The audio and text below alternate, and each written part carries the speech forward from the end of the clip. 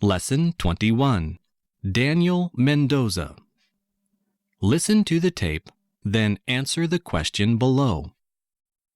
How many unsuccessful attempts did Mendoza make before becoming champion of all England?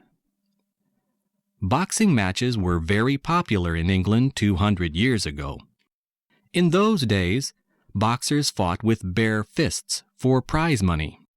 Because of this, they were known as prize fighters. However, boxing was very crude, for there were no rules and a prize fighter could be seriously injured or even killed during a match. One of the most colorful figures in boxing history was Daniel Mendoza, who was born in 1764.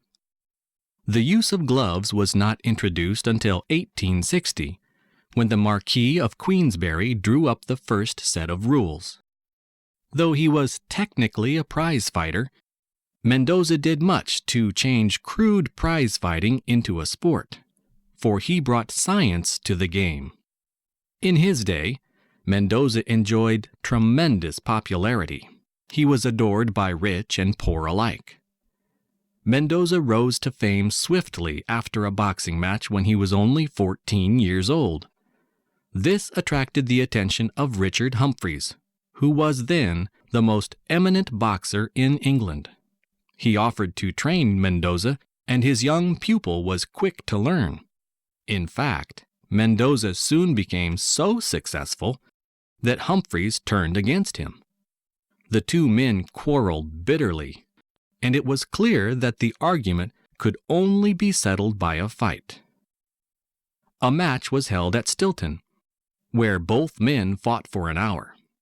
The public bet a great deal of money on Mendoza, but he was defeated. Mendoza met Humphreys in the ring on a later occasion, and he lost for a second time.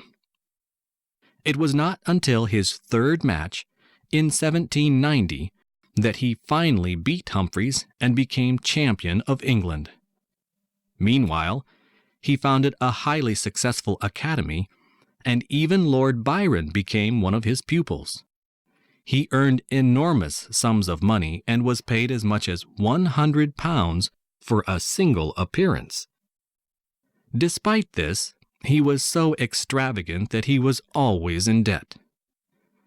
After he was defeated by a boxer called Gentleman Jackson, he was quickly forgotten. He was sent to prison for failing to pay his debts and died in poverty in 1836.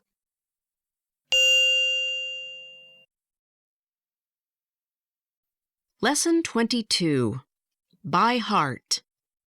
Listen to the tape, then answer the question below.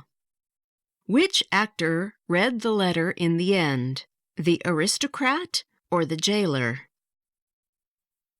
Some plays are so successful that they run for years on end.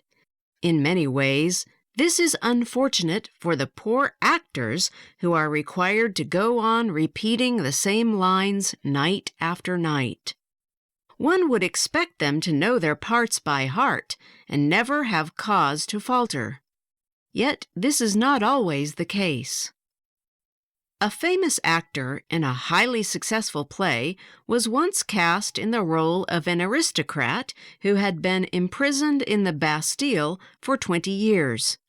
In the last act, a jailer would always come onto the stage with a letter which he would hand to the prisoner. Even though the noble was expected to read the letter at each performance, he always insisted that it should be written out in full. One night, the jailer decided to play a joke on his colleague to find out if, after so many performances, he had managed to learn the contents of the letter by heart.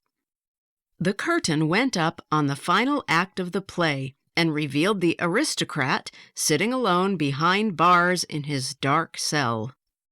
Just then, the jailer appeared with the precious letter in his hands. He entered the cell and presented the letter to the aristocrat. But the copy he gave him had not been written out in full as usual. It was simply a blank sheet of paper. The jailer looked on eagerly, anxious to see if his fellow actor had at last learnt his lines. The noble stared at the blank sheet of paper for a few seconds. Then, squinting his eyes, he said, "The light is dim. Read the letter to me." And he promptly handed the sheet of paper to the jailer. Finding that he could not remember a word of the letter either, the jailer replied, "The light is indeed dim, sire. I must get my glasses." With this, he hurried off the stage.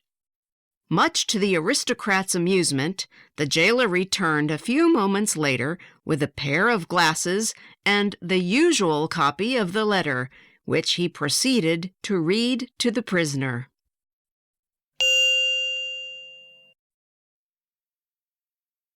Lesson 23. One man's meat is another man's poison. Listen to the tape, then answer the question below. What was it about snails that made the writer collect them for his friend on that day in particular? People become quite illogical when they try to decide what can be eaten and what cannot be eaten. If you lived in the Mediterranean, for instance, you would consider octopus a great delicacy. You would not be able to understand why some people find it repulsive. On the other hand, your stomach would turn at the idea of frying potatoes in animal fat, the normally accepted practice in many northern countries.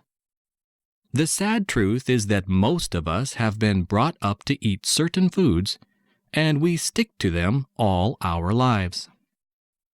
No creature has received more praise and abuse than the common garden snail. Cooked in wine, snails are a great luxury in various parts of the world. There are countless people who, ever since their early years, have learned to associate snails with food.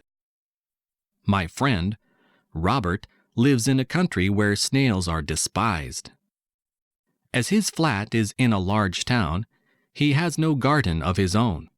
For years, he has been asking me to collect snails from my garden and take them to him. The idea never appealed to me very much, but one day, after a heavy shower, I happened to be walking in my garden when I noticed a huge number of snails taking a stroll on some of my prize plants. Acting on a sudden impulse, I collected several dozen, put them in a paper bag, and took them to Robert. Robert was delighted to see me and equally pleased with my little gift.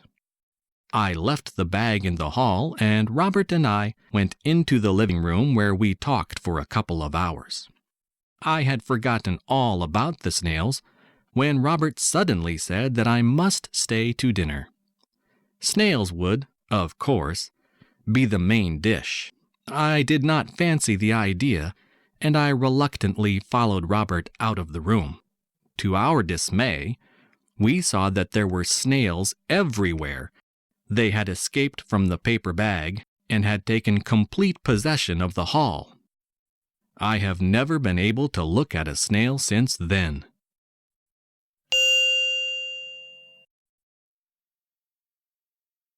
Lesson 24.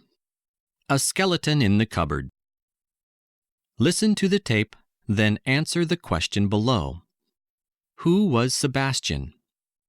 We often read in novels how a seemingly respectable person or family has some terrible secret which has been concealed from strangers for years. The English language possesses a vivid saying to describe this sort of situation. The terrible secret is called a skeleton in the cupboard. At some dramatic moment in the story, the terrible secret becomes known and a reputation is ruined. The reader's hair stands on end when he reads in the final pages of the novel that the heroine, a dear old lady who had always been so kind to everybody, had, in her youth, poisoned every one of her 5 husbands. It is all very well for such things to occur in fiction. To varying degrees, we all have secrets which we do not want even our closest friends to learn. But few of us have skeletons in the cupboard. The only person I know who has a skeleton in the cupboard is George Carleton, and he is very proud of the fact. George studied medicine in his youth. Instead of becoming a doctor, however, he became a successful writer of detective stories. I once spent an uncomfortable weekend which I shall never forget at his house. George showed me to the guest room, which, he said, was rarely used. He told me to unpack my things and then come down to dinner. After I had stacked my shirts and underclothes in 2 empty drawers, I decided to hang one of the 2 suits I had brought with me in the cupboard. I opened the cupboard door and then stood in front of it, petrified. A skeleton was dangling before my eyes. The sudden movement of the door made it sway slightly, and it gave me the impression that it was about to leap out at me. Dropping my suit, I dashed downstairs to tell George. This was worse than a terrible secret. This was a real skeleton. But George was unsympathetic. "Oh, that," he said with a smile, as if he were talking about an old friend. "That's Sebastian. You forget that I was a medical student once upon a time."